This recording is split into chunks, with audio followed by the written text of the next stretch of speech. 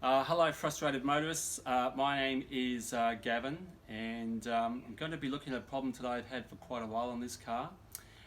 Essentially it was the passenger side window that was intermittent, so it wouldn't go up, wouldn't go down. Eventually it's pretty well conked out altogether.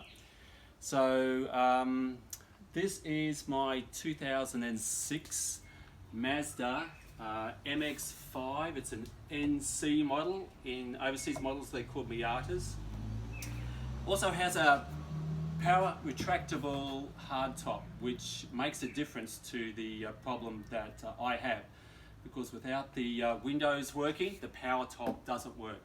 So I did a fair bit of research on the internet and read quite a few forums, and discovered that there was an obscure problem which initially I didn't think it was, but eventually I tried it, and it worked. So there was nothing in video format, so I decided to put out a video on. So we're going to be looking at taking out the center console, putting it back in, and also looking at this power window problem. So let's, by the way, I'm neither a mechanic, I'm just a bloke who doesn't want to pay a lot of money to get stuff fixed. This car is a bit of a hobby car, so I'm happy to work on it. Like I said, my name's Gavin, and doing the filming is my second born son, Jackson, and we call him number 2. Say hello, number 2. Hello, people. Come over here, Jacko. And about half a dozen times to try and fix this passenger side window problem I've got. So I've sort of dismantled a little bit at the moment, just for the ease of showing you how to get it out, but essentially I'm using a little flathead screwdriver, and that's to get the center coin tray out, and also this trim out. So it's just a matter of putting it in. Try and do it in an area where it's, you know, if you muck it up, it's not going to mark too much. A lot of people will actually use a trim kit, which is a plastic thing you can buy, but if you're a bit rough and ready like me, just use a small bladed flat screwdriver. So 2 bits of trim, this, and then the coin tray. It also has to come out, simply comes out. From there you need a Phillips head screwdriver, and there are 5 screws, and I've got them partially out. So there's 1,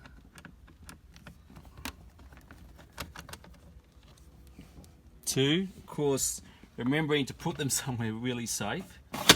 I'll put that there like that for the moment.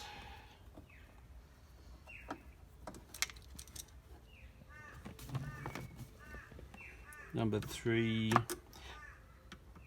This is the 4th one. This car has tan trim, as you can see, so these cars come in black trim or tan trim, and that's important to know for this problem. I'll talk about that a bit later on. Now, the other bit to come out here is the cup holder. So when I first looked at this, I've only just sort of put it there lightly at the moment, but you once again have to get a little small flat blade, and didn't even look initially like there was a line there to get it out. I couldn't work out how to get it out, but there is actually a demarcation then in there. You just flip it up, take it out, and the last screw is here. So that's the 2 bits of trim, the 5 screws, the gear knob just simply spins off, that to the side, and the last thing we have to do is we've got to maneuver the handbrake boot up over the handbrake itself, and we have 2 clips up front here, and you just simply clip them up and it's ready to come out. So that has to go forward, of course.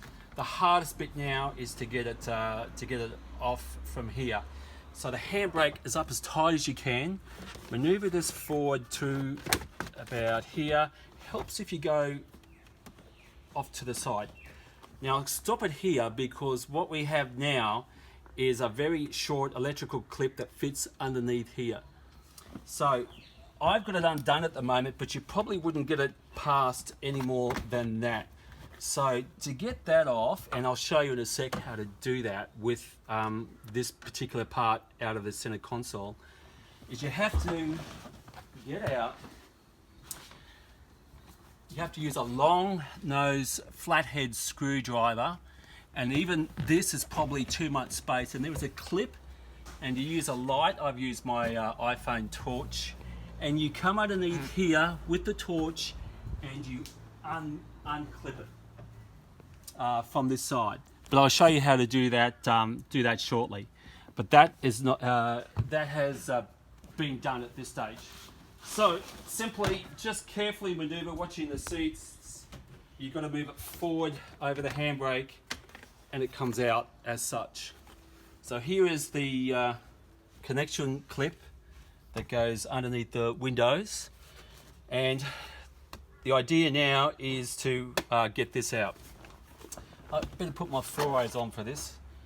So then we have the unit from underneath here, so we come back to using a flathead screwdriver, and there's 4 metal tangs on either side of the box here. So 1, 2, if you can see that, Jacko, and 3, 4. So it's a little tricky, but you just have to push them in. Make sure I've got my leg out of the road so it knows which way to go, straight out. 1, 2, and on the other side, which I don't know if you can see, there's another 2. Push them in while maneuvering it down at the same time. And this is our little culprit. This is what we need to work with, of where it normally sit with the inside the center console. And the issue from here with it in the center console is getting the electrical switch off the window switch unit. So as you remember, it can only come up about this far. You get a torch in, and the object is, and mine's pretty butchered, is to release this switch here. You do that with a long shafted Phillips head screwdriver. So you come in under, I've just put this down, you come in under here, this little tang here, which you can see mine's pretty butchered because I've already had a bunch of goes. So you push on that while at the same time pushing down. You maybe just be able to release it a little bit, or get your hand in and pull it out. Some cars have 2 switches, one which is down under here and one from the side. From my understanding is you have to get this out first before you can get the other one from the window unit out of the car in its tan trim. I'll talk about it again in a sec. But if we have a look at the part number here, it is a NG2066350A89. Now this is an Australian delivered vehicle. So what I've worked out is the NG20 could be an NG21, and that could be for cars that don't have a power retractable hard type or keyless entry. There's a few different variations. The 89 at the end refers to a tan trim, and the 02 is for a black trim, if you need to buy a black one of these. So I rang up my local Mazda dealer last week and inquired about the price of these. And first off, I quoted the part number with 89, where he tried to convince me there was no such thing and it didn't exist for Mazda. And then I explained about the 89 for the tan, the 02 for the black. And he goes, yeah, actually I have got that. So the black unit of this was $540 Australian. I think the tan trim, this, which is nowhere near as common, was $1,050. So almost double the price because of this little tan bit. Anyway, so we have actually fixed this, Jacko and I, just before, because I would have done it, was showing you how we actually fixed it, except I couldn't get the roof back. I wanted the roof back to show you. So from here, to get this off, we have 5 little tangs here, here, here, here and here, not on the full side. So what you have to do is get your little screwdriver, sort of try and, this is one of the most difficult things to do, this, and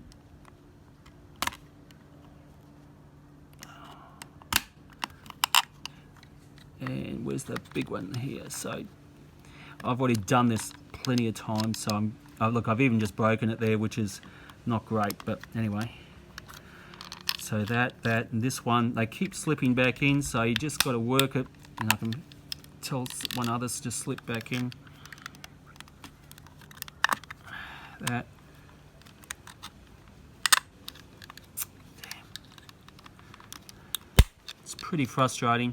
Once you've got 3 out like that, you're halfway there. That, and the last one that comes out like that. And there reveals the inside. So from here, we've got 2 Phillips head screws. So just take these out. Just got to be a bit gentle with these. These are the things you don't want to lose. This circuit board is pretty robust. Initially when I had it out, I didn't want to touch it because I thought that's the right thing to do, is not to touch these things. In the end, we were manhandling the thing, so you know, they're pretty tough. Mazda built a pretty tough product. So we've got our 2 screws out, and I probably could have done that a little bit better. Make sure you don't lose them. The other one's still stuck in there a little bit.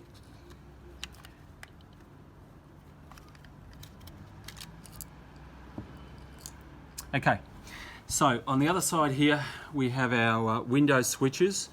I know that this ALPS, this is the left window switches. People have tried cleaning the contacts, and actually people have thought that this problem is actually might be a short in the motor in the car, which I figured out it wasn't. So as I said on the forum sites overseas, this particular problem was discussed a few times, and I looked at it and decided that that wasn't the issue, but it ended up being the issue. So we take off this little rubber mat with the power window switches. We take that off. And now the problem with our unit and with other units I've seen pictures of is these contacts here. Now the one for this one is next to the ground. It'll be a DPU or a DPM, and it's the contact had actually, the solder had given way or broken away. Like I said, on our first look at it, it was fine, but I took it to a electronics shop and they said it could be compromised. We decided to go with it and have a go. Hello, my name's Jackson. I'm Number two. So I had to sort of do the soldering stuff because my old man's eyes are too bad. And basically what it looked like was this bit here was kind of how it looks now, a bit black, and there was maybe a bit of a gap, like a bit of a crack in the soldering that you could see that maybe there wasn't a bit of contact on the spoke. Really hard to see. Really hard to see, and we actually initially ruled it off, so we came back to it later, and my dad had to buy a soldering iron, so he just went, I don't know, how much was this? $35. $35 from your local hardware store. And so this is it. Basically, all it does, just plugs into a power point. You just plug it in like that. As soon as you plug it in and switch it on, it'll start heating up.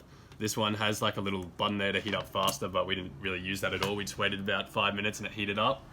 And then also, so the soldering pack came with this, and for those of you that don't know what soldering is, kinda, I don't really know either, but I know more than him. So it's basically, you've got this really hot spoke and you've got your lead or whatever you're trying to melt onto the socket, and it comes like in a coil like this in these packs, and basically all you do is you stretch it out so that you've got a bit there, and when this is hot you will just touch it and that will melt it, and you melt it onto a socket.